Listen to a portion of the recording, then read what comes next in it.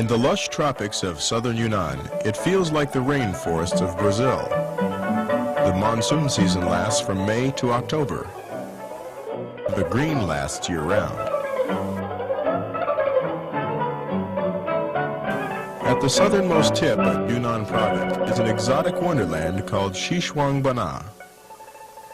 This small area is a refuge for elephants and peacocks and boasts over 5,000 higher forms of plant life.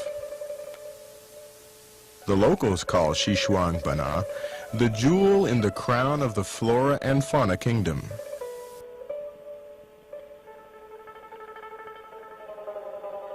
Over the centuries, at least 13 different minority people groups have settled in this choice land.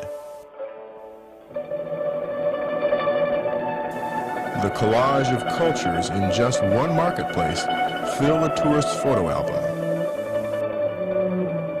This video profiles the larger groups of southern Yunnan, the Dai and the Hani peoples, visiting several other people groups as well, including the Bulong, Lahu, Jinua, Jingpua, and Kutsong peoples. This exclusive footage is meant to give you a push off the dock, so come along as a tourist with a missionary mind and heart.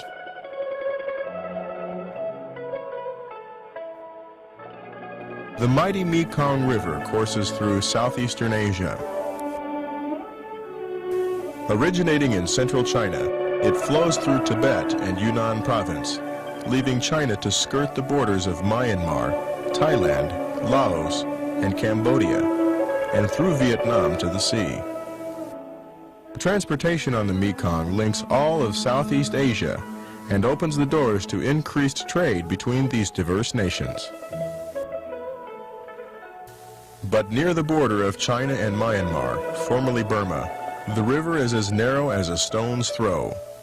Crossing the border between these two nations is like crossing the street to a neighbor's home. The people say that China's chickens lay eggs in Myanmar, and Myanmar's melon vines bear melons in China.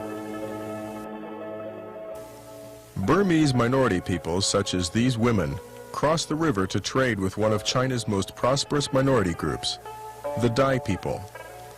The Dai are interested in novelty items from Southeast Asia, such as cosmetics, women's fashions, and cigarettes from Hong Kong. Their trade partners from Myanmar are eager to buy tropical fruits, peanuts, purple rice, and other products grown in the fields of Xishuangbanna. The Dai people number just over 1 million and enjoy the highest social status of any of the minorities in southern Yunnan. While other groups work the rugged mountainsides, the Dai villages are found in the most fertile lowlands. Purple rice is a delicacy grown by one specific branch of the Dai, called the flowery waisted Dai, named for the unique clothing style of the women. The flowery waisted Dai live in adobe houses with flat roofs.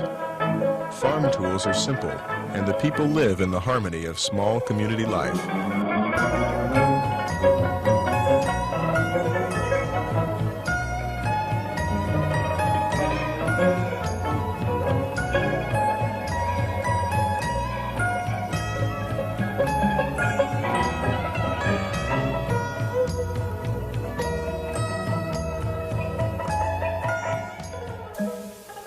A short trip up the river leads to another kind of Dai village. This branch of Dai people is called the Water Dai. The majority of the Dai belong to this subgroup. Some build homes on bamboo stilts in the swamps of the Mekong River. Life in these villages is adapted to the true climate of the tropics.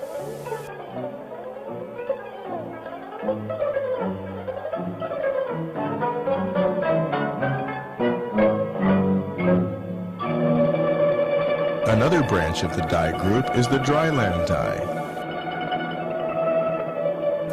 These people live inland in two-story homes with thatched roofs. Both dryland and water Dai women dress in the typical Dai costume. ancient pagodas in this region of Xishuangbanna boast the cultural pride of the Dai people and the importance of Buddhism among this people group. The Dai follow Hinayana Buddhism, introduced into their area many centuries ago. The landmarks of their culture are the opulent temples and shrines boasting their great devotion to Buddha.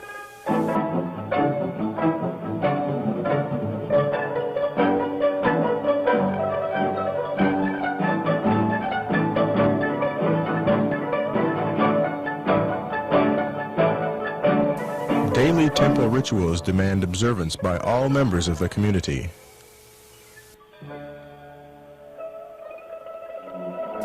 All young Dai boys enter the monastery at the age of 7, where for 6 years they learn about their culture, survival skills, and the philosophy of Buddha.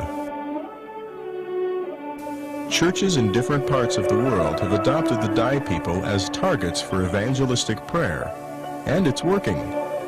Evangelists from many nearby countries are finding a real openness to Christ in many villages, and the Bible is now available in the Dai language.